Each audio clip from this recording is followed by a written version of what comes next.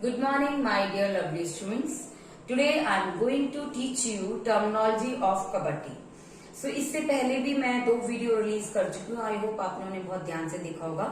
वो video skill से, कबड्डी की स्किल से रिलेटेड थी और उनको आपने अच्छे से समझ लिया. अब उसके बाद स्किल सीखने के बाद क्या होता है, आपको ये पता होना चाहिए कि जब हम खेलेंगे तो किन रूल्स को फॉलो करेंगे और खेलते हुए आपको किन किन टर्मिनोलॉजीज को सुनना पड़ता है और उन्हें समझना पड़ता है. जब तक आप टर्मिनोलॉजीज के बारे में जानेंगे नहीं तो आप मैच नहीं खेल सकते हैं. तो यहाँ पर मैं आपको कुछ टर्मिनोलॉजीज के बारे में बताने वाली हूँ, जैसे कि end line, centre line, bonus line, baulk line, struggle line, cant in kabaddi, substitute, main players, time out, raid. ये 10 टर्मिनोलॉजीज हैं यहाँ पर जो कि सबसे ज्यादा बेसिक्स हैं. तो बेसिक टर्मिनोलॉजीज हैं, मैं इनके बारे में आपको बताने जा रही हूँ through this kabaddi code. Right. अच्छा, कबड्डी कोड की डायमेंशन वुमेन्स में अलग होती है, मेजरमेंट मेन में अलग होती है और जूनियर, सब जूनियर, सीनियर में उसी के अकॉर्डिंग चेंज होती रहती है. तो इसलिए मैंने यहाँ पर डायमेंशन नहीं डाली है, मेजरमेंट नहीं डाला है. कबड्डी कोड होता कैसा है वो मैंने ड्रॉ किया है यहाँ पर, लेकिन मेजरमेंट नहीं डाला है इसीलिए.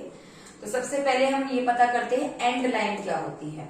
ठीक है, सपोज आपको किसी ने कहा कि एंड लाइन क्रॉस हो गई तो आपको पता होना चाहिए एंड लाइन क्या होती है. तो इस तरीके से यहाँ पर कबड्डी कोड ड्रॉ है.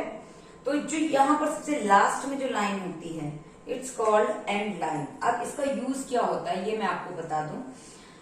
जब यहाँ पर प्लेयर्स खेल रहे होते हैं, इस कोर्ट की साइड के जब प्लेयर्स खेल रहे होते हैं तो अगर खेलते हुए, प्ले करते हुए उनका पैर इस एंड लाइन पर क्रॉस कर जाता है इस तरीके से, या तो आधा क्रॉस हो जाए या फिर इससे बाहर आ जाए, तो इस साइड का प्लेयर या जो रेडर आया है वो कोई भी प्लेयर अगर ये ड्यूरिंग गेम इस लाइन को क्रॉस कर देता है या कट कर देता है तो वो प्लेयर आउट माना जाता है. ठीक है, और दूसरी टीम का पॉइंट हो जाएगा.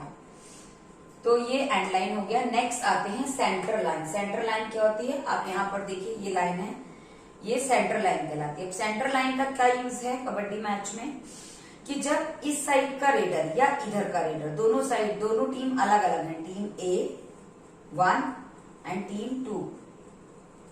तो जब ए टीम का प्लेयर 2 टीम में एंटर करेगा तो जैसे ही वो सेंटर लाइन क्रॉस करता है तो उसका जो है कैंट स्टार्ट हो जाएगा, कैंट लेना शुरू हो जाएगा. मैं भी आपको बताऊंगी, मैंने यहाँ पर लिखा हुआ है कैंट इन कबड्डी, उसको मैं भी एक्सप्लेन करूंगी थोड़ी देर में.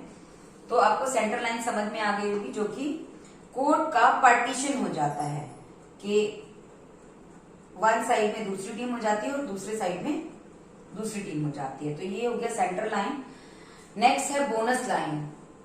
तो बोनस लाइन हर कोर्ट में इस वाले साइड में भी मिलेगा और इस साइड में भी, जहां पार्टीशन हो गया है दोनों साइड में मिलेगी.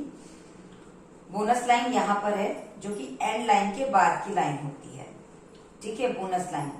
अब इसका यूज क्या होता है, बोनस लाइन का यूज होता है जब इसके अंदर प्लेयर्स 5, 6 और 7, 5, 6, 7 अगर प्लेयर इसमें बचते हैं तो फिर जो रेडर आएगा, जो रेड डालता है, वो अगर इस लाइन को क्रॉस कर देता है, यहाँ पर पैर रखता है और दूसरा पैर हवा में उठा देता है, तो उसका बोनस पॉइंट हो जाता है, जो कि अलग से जहां पर पॉइंट्स रिकॉर्ड हो रहे होते हैं उस रिकॉर्ड शीट में अलग से इसका मार्क होता है. बोनस पॉइंट का अलग से मार्क दिया जाता है, वो अलग अलग लिखे जाते हैं, बोनस का भी, लोना का भी.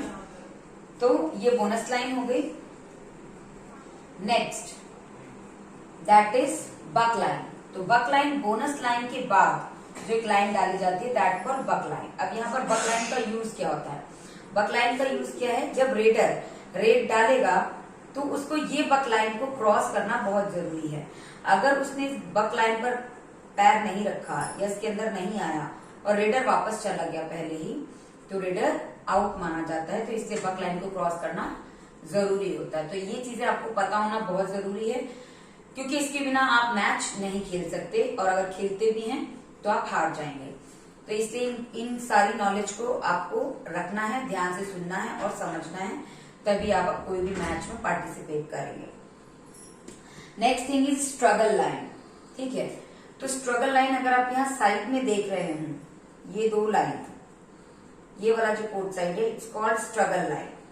लेकिन ये स्ट्रगल लाइन की कंडीशन होती है कि आप इसको यूज कब करेंगे। स्ट्रगल लाइन यूज तब की होती है जब रेडर दूसरी टीम में रेड डालने गया है और उसका एंटी रेडर्स के साथ स्ट्रगल होता है, तो वो अगर इस लाइन को, रेडर अगर रनिंग करते हुए इस लाइन को क्रॉस करता हुआ अपने कोर्ट में यहां से अंदर इन आता है तो वो आउट नहीं माना जाएगा। वहीं दूसरे साइड में अगर रेडर टच नहीं करता, कोई पॉइंट नहीं लेता, और अगर फिर भी इस स्ट्रगल लाइन के अंदर आ जाता है या इस लाइन को कट करके इधर पहुंच जाता है, तो वो वहां रेडर आउट मान लिया जाएगा, वहां रेडर आउट हो जाएगा। लेकिन अगर वो स्ट्रगल करके आया है, अपोनेंट को टच करके आया है, कोई पॉइंट लेके आया है, फिर वो इस स्ट्रगल लाइन के अंदर से एंटर करके अपनी इस लाइन को टच कर देता है हल्का सा भी, तो जितने भी एंटी रेडर को उसने टच किया था वो आउट होंगे और रेडर जो है वो सेफ हो जाता है।